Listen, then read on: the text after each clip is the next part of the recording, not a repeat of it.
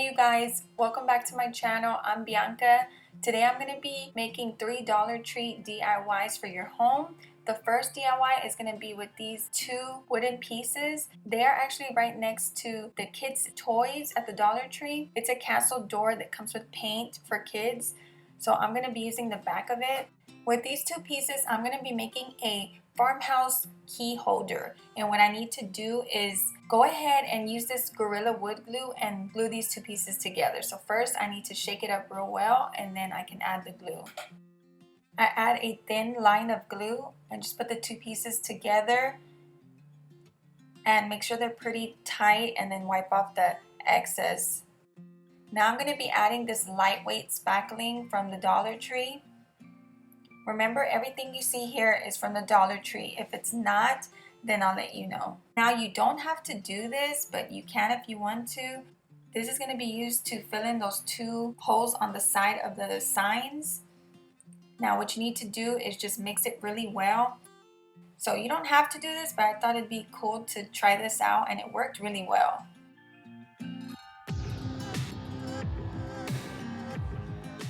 Everything has dried. As you can see, the glue and the spackle at the ends have dried. Now what I have to do is sand down the ends really well, just so that way whenever I paint, you won't even be able to tell that I added anything right there.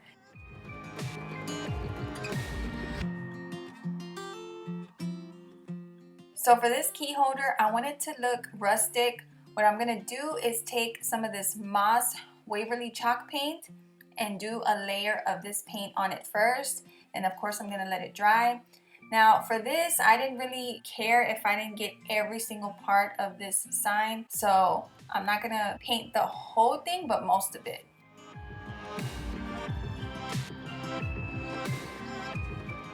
Once that paint dried, I took a paper towel and took the Jacobean stain and started to smear it all over on top of the green paint. That way when I do whitewash, the green and brown kind of show through it.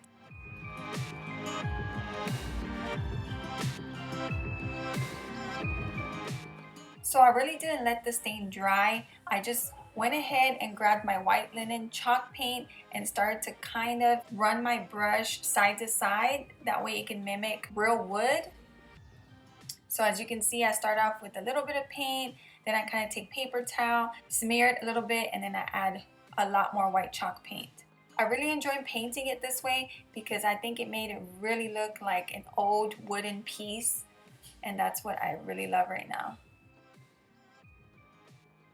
I wanted to show you up close how it looks, just so you can really see the faux grain, and I think it looks so nice.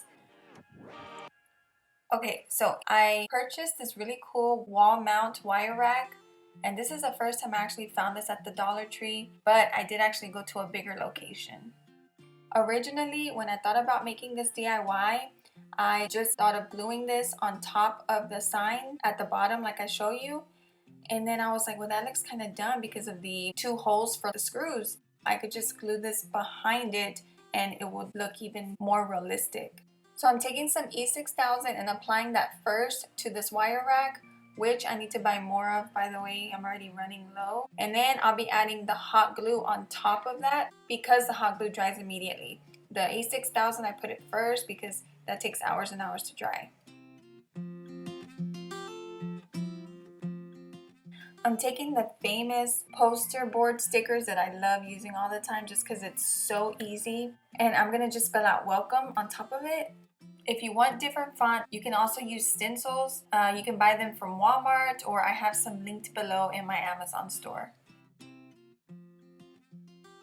I ended up using some command strips. I always try my best to use that instead of nails. And then my baby girl wanted to help out. She went and grabbed the keys for me to hang them up on the key holder. So I just hung it right by my front door in the entryway. This was the only space I could put it, and I think it still looks nice even though it's behind the door.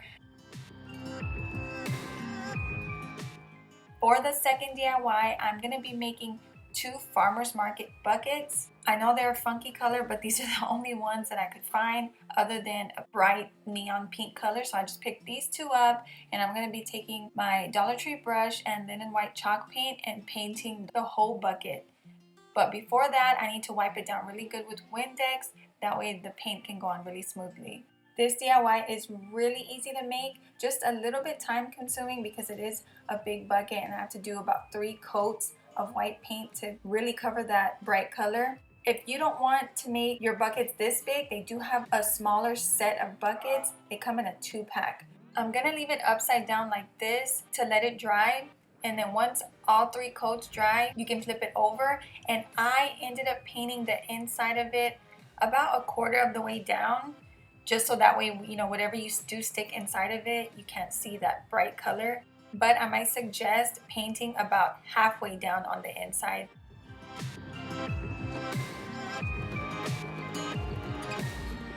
So this is how it looks once everything completely dried. As you can see, I only did 1/4 of the way down the inside like I said. I do think it would be better going a little bit lower. So what I'm going to do is take this classic gray stain and start going over the white paint on the outside of the buckets. You can take a bristled brush if you want, depending on the look you're trying to achieve. But what I did was just grab a paper towel and start making lines. And what I did was turn the bucket sideways to make it easier for myself. And then when I knew there wasn't as much stain on my paper towel, I would kind of just start smearing everything together in the same direction as I had been going. Now, of course, you can use gray paint if you want, but I really love the color of this stain. That's why I decided to use this. I did the exact same thing to the other bucket as well, because what I would really like to do is set both of these buckets on my fireplace, one on each side, and I think it would look really cute right there. At the Dollar Tree, I picked up this black acrylic paint. I didn't even know they had this type of paint there, but I did visit one of the bigger Dollar Trees and I found it. So I'm going to be adding Farmer's Market like I said. Now it's kind of hard to stencil this because it is round and I'm trying to show y'all, make sure that y'all can see what I'm doing. Later on, I figure out that it's just easier if I set it on my lap and stencil it that way. So I do want to tell you what I did that went wrong. That way, if you want to make it, this won't happen. I used tape to hold my stencil down like I always do. And when I took it off, it ripped off some of the paint. What I think you should do is seal it first.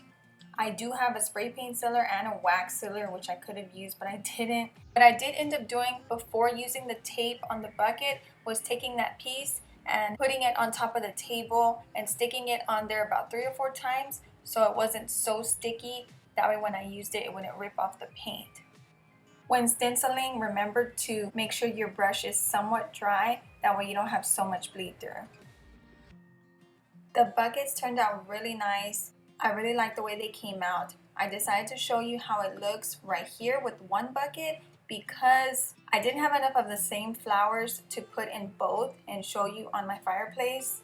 So I'm on a mission to find some really nice flowers and I think I'm going to go to IKEA to pick some up. I've really been wanting to buy some peonies, if I'm pronouncing that right. So let's go ahead and get on to the third and final DIY. For the third one, I'm going to be creating a farmhouse clock. Obviously, it's not going to work. It's just going to be for show and decor. As always, I'm going to clean the surface really well before painting. I need a good base coat of white linen chalk paint before creating the color I'm going for. So I'm doing 1 coat of this, letting it dry, and then doing a 2nd coat, and then I will be painting the sides of it just so you can't see any of that clear plastic showing through. Now once that's dry, I'm going to be taking some apple barrel, nutmeg brown, and pavement black, and I'm going to try to create a wood color. These 2 paints are going to help me do that. I start off by taking a bristle brush and creating some dark lines, and then I kind of smear it a little bit. Once I do that, I take some water and add it to the nutmeg brown, and then go over the whole tray with this.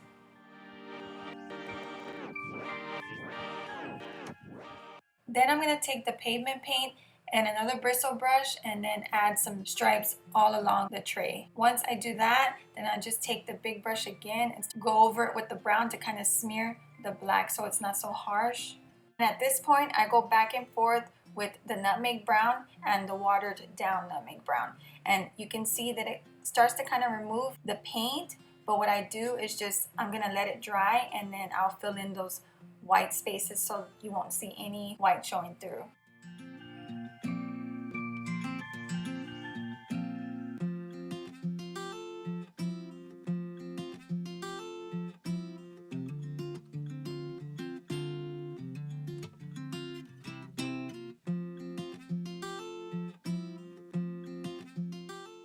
I wanted to create a little shiplap look.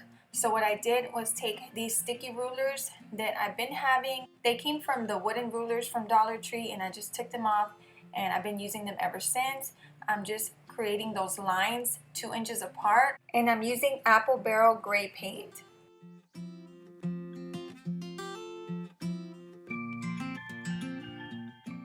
I'm gonna take these numbered stencils. I picked mine up from Walmart, and of course this is gonna help me with putting the numbers onto this faux clock.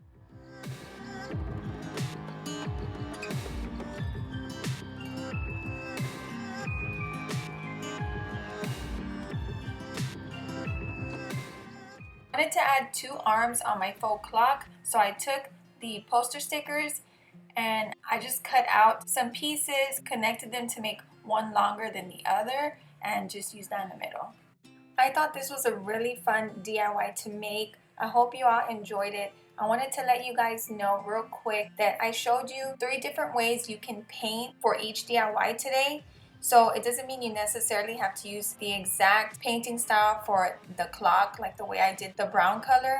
I really love the rustic look of the key holder, like I told y'all. You could use that painting style on any one of these DIYs today. So thank you all for watching, and I'll see you guys next time.